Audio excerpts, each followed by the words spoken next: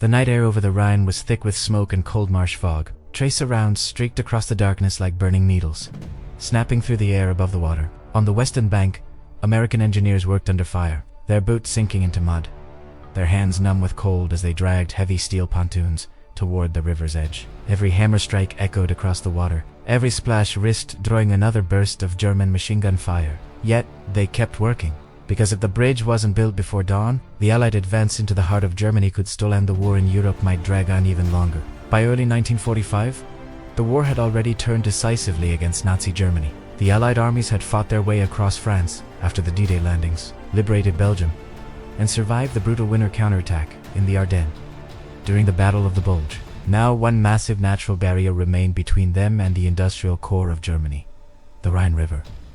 For centuries, the Rhine had been more than just a river. It was a defensive shield, a cultural boundary, and in German military planning, the last great obstacle that could slow an invading army. The river itself was formidable. In many places it stretched over 1,000 feet wide, its currents strong enough to sweep away heavy equipment. The Germans knew this well. Bridges had been destroyed.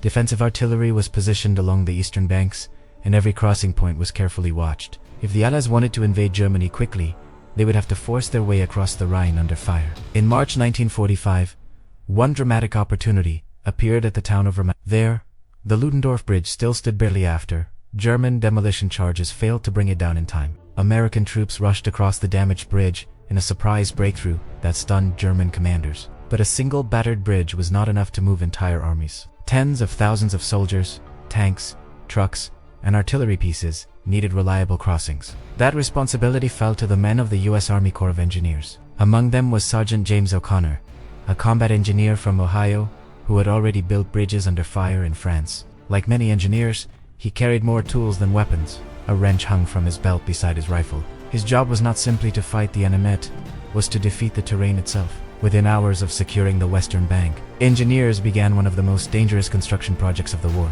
building floating pontoon bridges across the Rhine while German artillery and snipers targeted the work crews. The design was deceptively simple. Massive steel pontoons floating platforms would be connected in a chain across the river. On top of team engineers would assemble steel treadways strong enough to support tanks and supply trucks. But simple did not mean easy.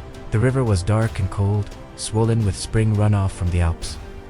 Powerful currents pushed against the floating sections, twisting them out of alignment. Every piece of equipment had to be hauled into position by hand or by small boats that were themselves vulnerable targets. German artillery batteries quickly realized what was happening.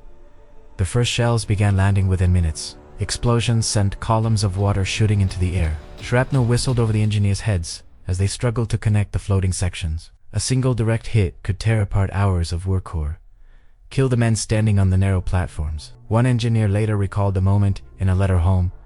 The river kept moving beneath us, and the Germans kept trying to kill us. But the bridge had to go in. There was no other choice. Spotlights occasionally swept across the river from the German side.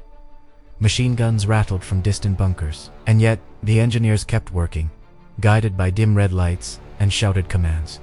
Each pontoon section weighed thousands of pounds. Teams of soldiers wrestled them into place with ropes and steel hooks. When two sections met, men leaned out over the freezing water to lock them together with heavy steel pins. At times, the current ripped loose entire sections and sent them drifting downstream. When that happened, small boat crews chased them through the darkness, risking both the river and enemy fire. Meanwhile, American artillery batteries on the western bank responded with thunderous barrages of their own. Massive guns fired across the Rhine, attempting to silence German positions long enough for the bridge builders to continue their work.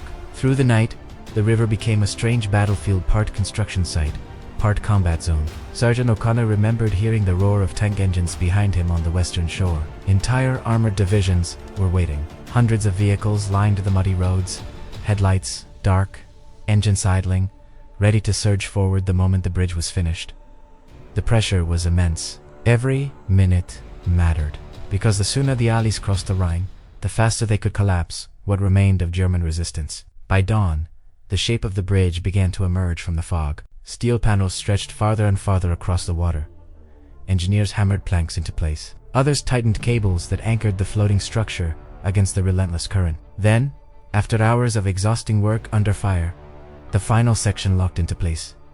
The bridge was complete. An officer stepped cautiously onto the narrow roadway and signaled back to the western bank. Moments later, the first American truck rolled forward. Its tires rumbled across the metal decking as soldiers watched in silence. The floating bridge dipped slightly beneath the weight but held firm. Then came another vehicle, and another. Soon, an entire column of trucks, jeeps, and tanks began crossing the Rhine, rolling directly into Germany. Within days, multiple pontoon bridges spanned the river near Rhine. Engineers worked almost continuously, repairing damage from German artillery and building additional crossings. At times, they replaced entire sections overnight after heavy shelling. By the end of the operation, Allied engineers had constructed several massive floating bridges capable of supporting the full weight of armored divisions. Through these crossings poured an unstoppable tide of men and machines. More than 25,000 vehicles crossed the Rhine in the first few days alone. For Germany, the strategic consequences were catastrophic. The Rhine had been their last major natural defensive barrier in the West. Once the Allies established stable bridgeheads across the river, the path into the industrial Ruhr region, the heart of Germany's war production, lay open. Within weeks, Allied forces surrounded and captured hundreds of thousands of German troops in the Ruhr pocket. The Nazi war machine, already weakened, began to collapse rapidly. And behind that historic advance stood the engineers who had worked through the night on the Rhine. Their bridge was not glamorous. It did not appear in many wartime headlines. Yet without it, tanks could not move, artillery could not advance, and the final push into Germany might have been delayed for weeks or even months. Many of those engineers would say later that building the bridge was one of the most frightening nights of their lives. They were not charging bunkers or storming beaches. They were standing in the open, balancing on floating steel, illuminated by artillery flashes, trying to connect pieces of a bridge while enemy gunners tried to blow them apart. But they kept working, because wars are not won by weapons alone. They are won by the quiet determination of people who build the roads, repair the tanks, and sometimes construct a bridge across a hostile river while the enemy is still shooting. Today, the Rhine flows peacefully past the town of Rhine. Tourists walk along its banks, where artillery once thundered and soldiers once fought for control of the crossing. The floating bridges are long gone. But for one night in 1945, beneath fire and darkness, American engineers turned that river from a barrier into a highway, helping open the final road to victory in Europe.